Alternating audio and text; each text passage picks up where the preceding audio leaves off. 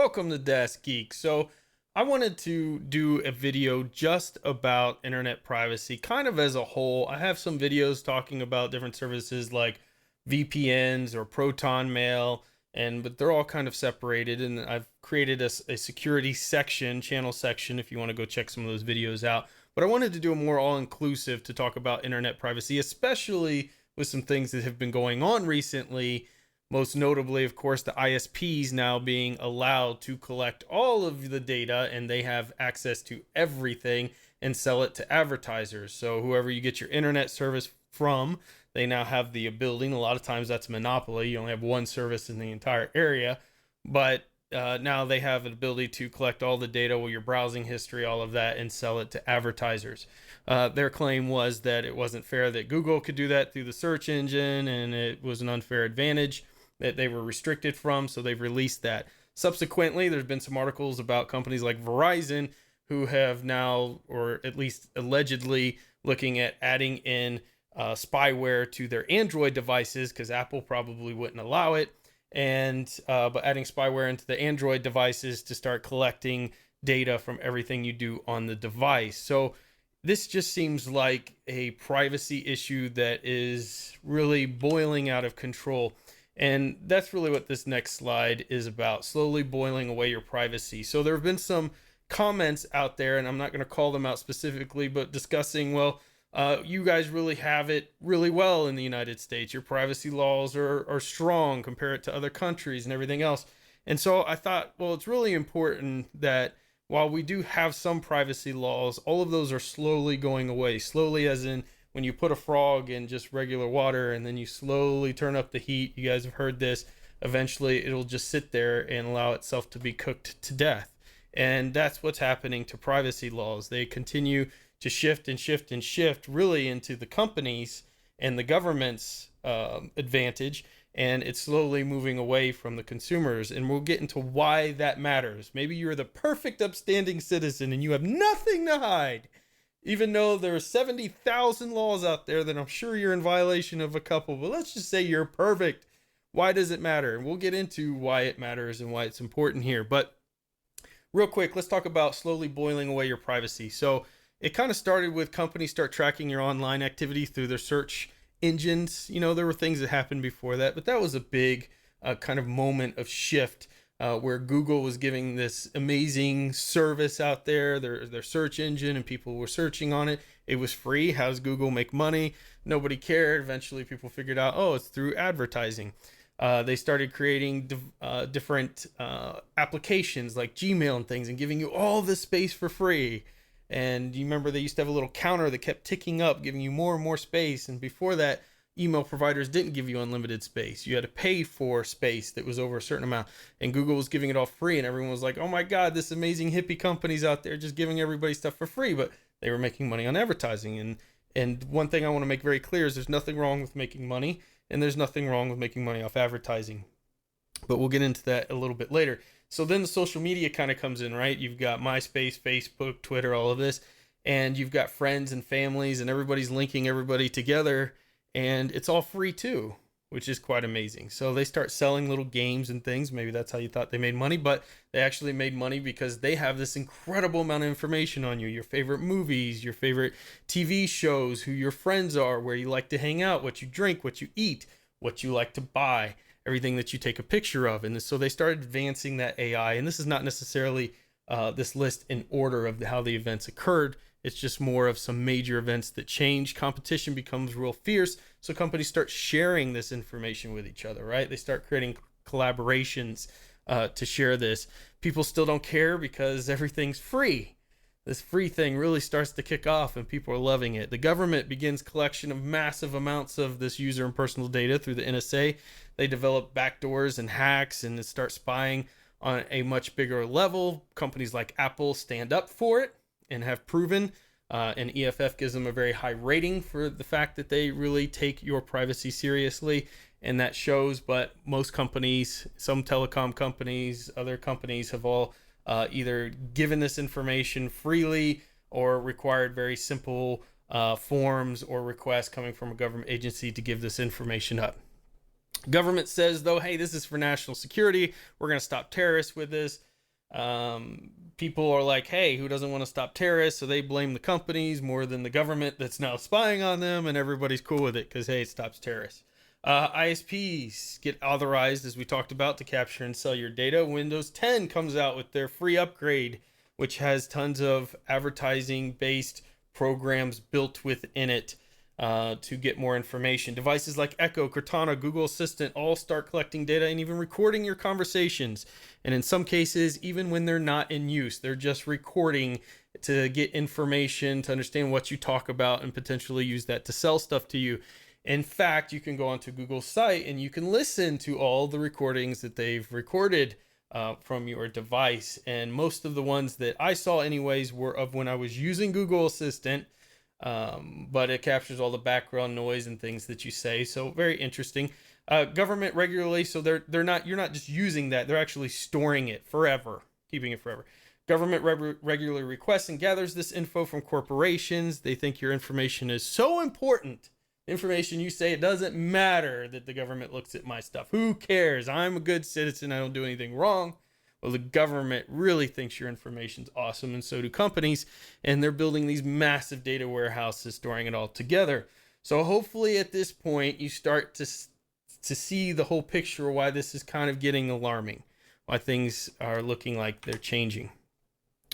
This next one is, where do we draw the line between innovation and invasion? So we all love technology. This channel's about technology. I make my living off technology. I love tech. I love having the latest and greatest things. But at some point, there does get to a level where the greed kind of overtakes, right? Where you have these products where buying them is no longer enough. So I can't just buy an Echo and have a cool personal assistant. It has to now figure out ways to gather information on me and sell to me. Or like a DuckDuckGo versus a Google. Google wants to collect and store everything I ever do. DuckDuckGo's like, hey, if you search for Kleenex, we're going to give you an ad for Kleenex, which is perfectly cool. They're making money off of it. It gives an ad placement. I'm obviously looking for the product, whereas Google's just trying to store this massive, companies, Google, not the only one, store this massive database out here. So greed really starts to become a good thing. Making money's no problem with. Everybody should be able to make money. It's how they're doing it, and the fact that you're paying for these products, and then like a cell phone where you're not only paying for the product, you're paying a monthly fee for it, and now they want to stick ads all over it, constantly popping up, which I guarantee you Apple won't allow, but Android and Google will be a free-for-all. So you have all this data being collected on you, and yet we are at an all-time high for data breaches. They're at their highest point that they've ever been. Yahoo, Blue Cross, Blue Shield, U.S. Postal Service, top government files, weapons, the F-22 plans, J.P. Morgan, Target credit cards, Ashley Madison, Dropbox, Steam, AT&T.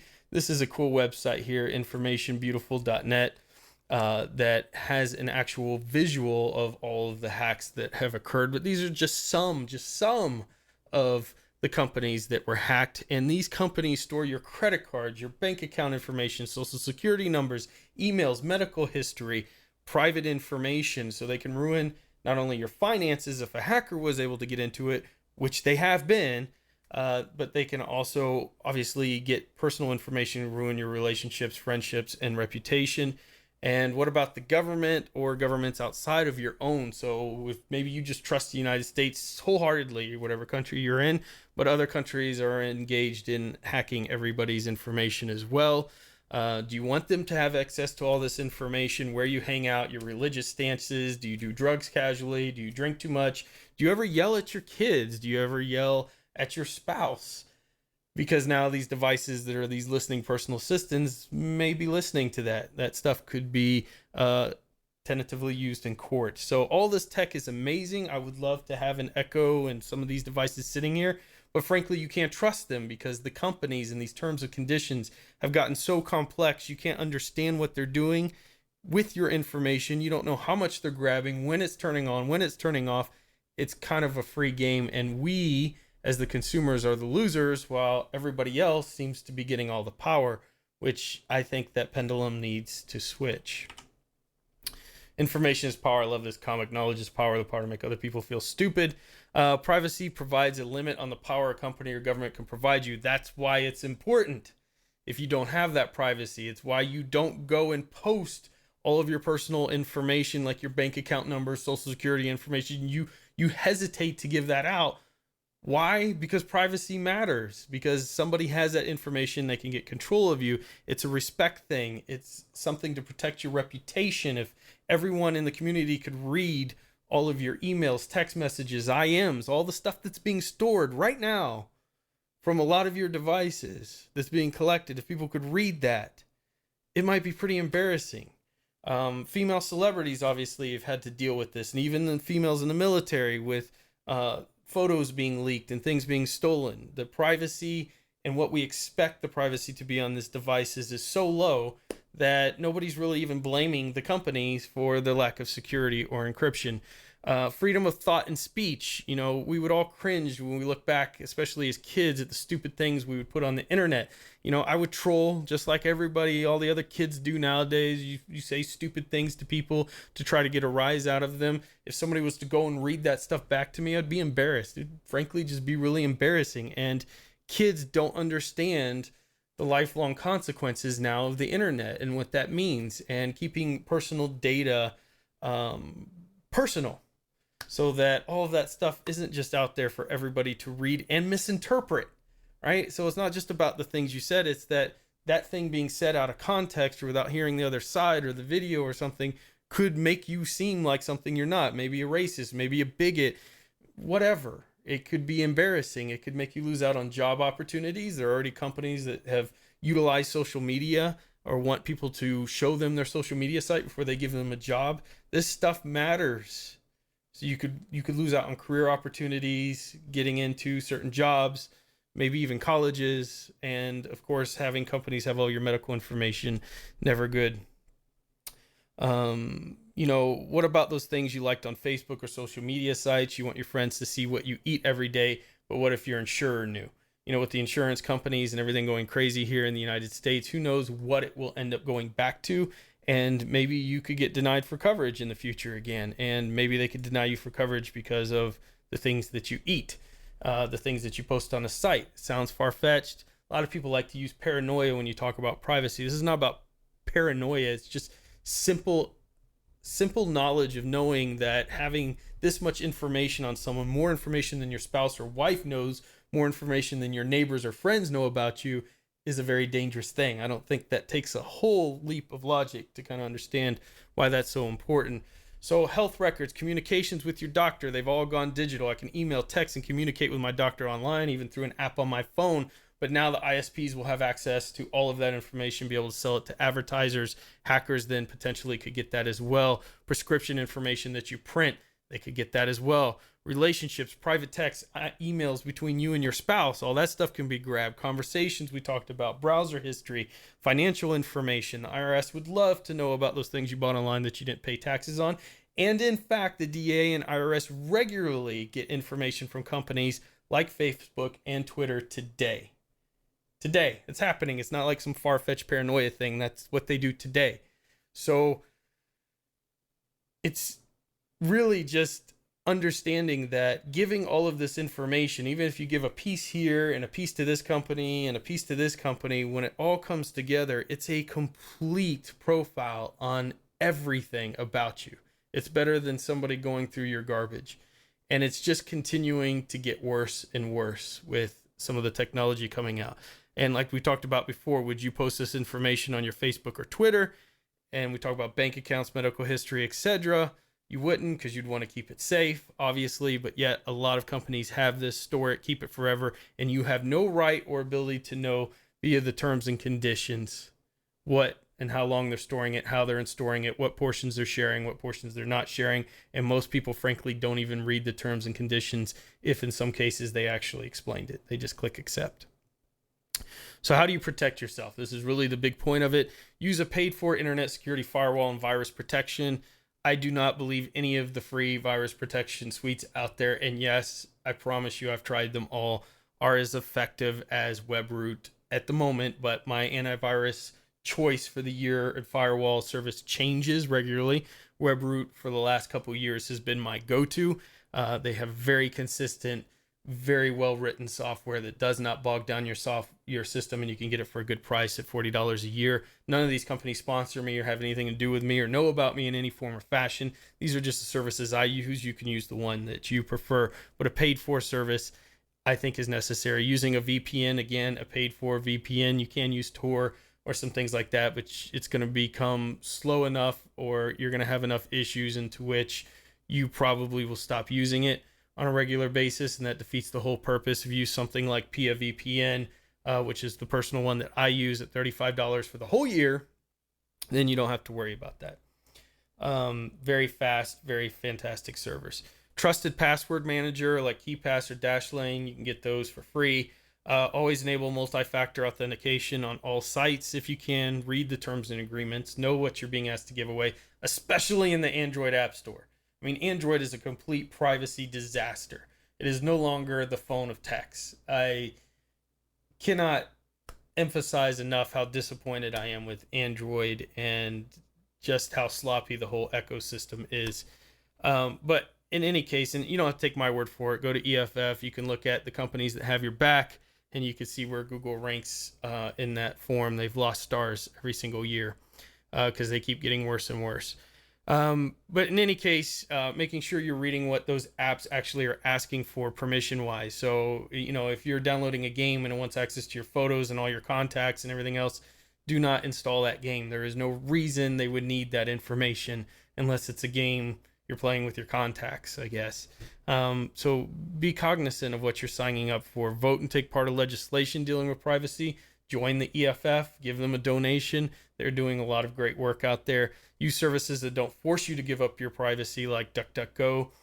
Using Linux as your main OS, specifically using like a Debian or an Arch or a Manjaro or something along those lines would be a fantastic option.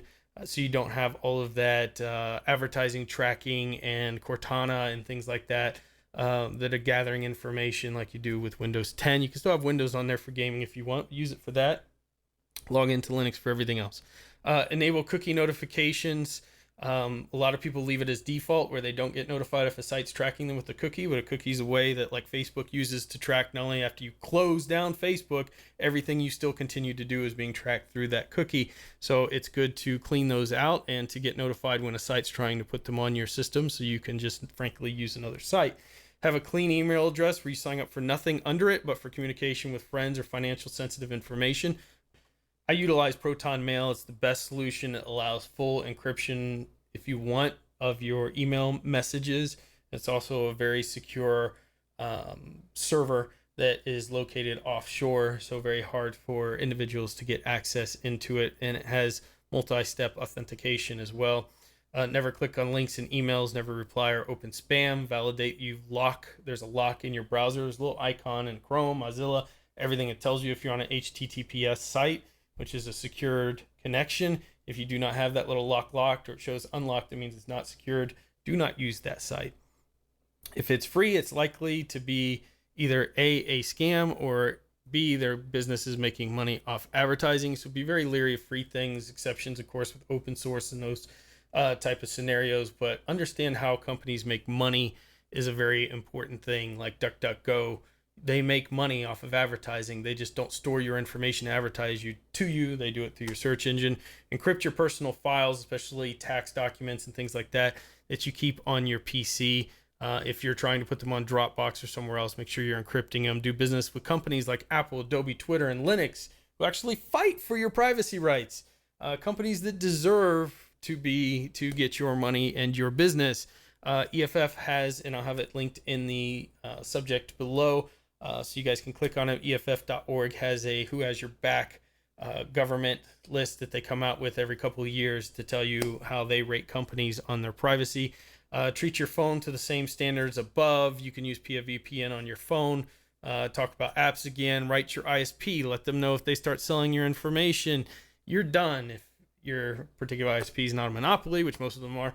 Verizon, if you utilize them and some of the stuff they're doing, maybe you should write them or look at a different service to let them know how you feel about their privacy invasion. So at the end of it, I hope this presentation helps you understand. I had to go through it quickly because we had a lot of information.